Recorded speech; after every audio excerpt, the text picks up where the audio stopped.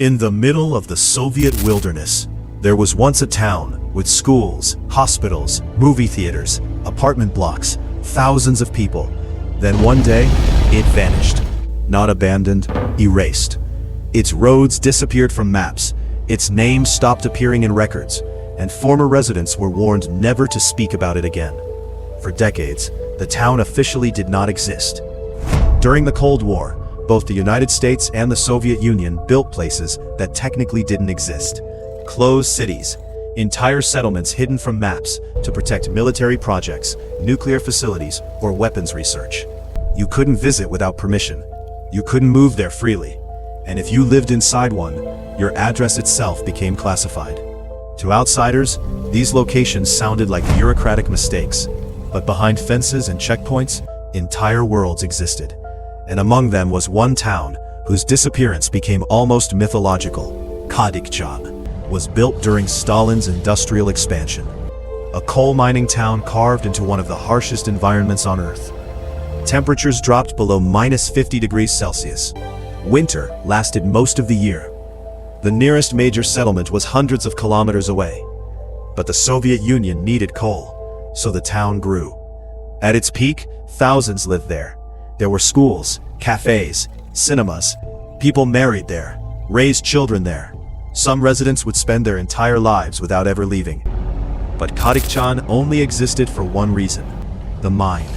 And when the mine died, so would the town. In 1996, an explosion ripped through the coal mine beneath Kadykchan. Several miners were killed. Operations slowed, then stopped entirely. And almost overnight, the town became economically useless. The Russian government made a decision: relocate everyone. Residents were offered money to leave. Utilities were shut off. And slowly, Kadykchan began disappearing from maps. Not because it physically vanished, but because nobody needed it anymore. There's something deeply unsettling about abandoned towns. Not ruins from ancient history. Modern places. Places with light switches, television antennas, family photographs still hanging on walls. Because they remind us how quickly a functioning society can collapse into silence. Kadykchan became one of dozens of post-Soviet ghost towns scattered across the Arctic frontier.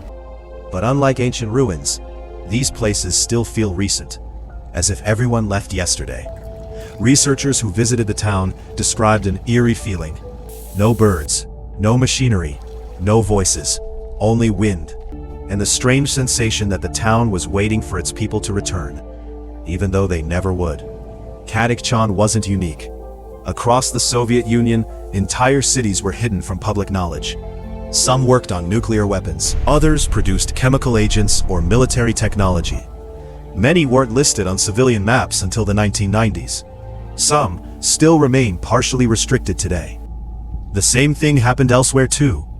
The Cold War didn't just produce weapons, it produced invisible geography, a world hidden inside the official one.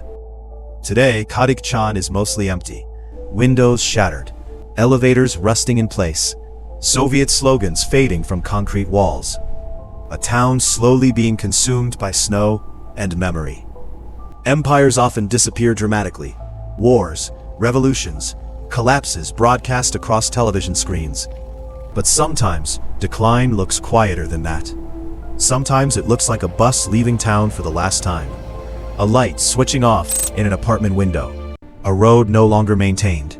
A place slowly removed from memory because the system that built it no longer has use for it. And eventually, the map itself forgets you were ever there.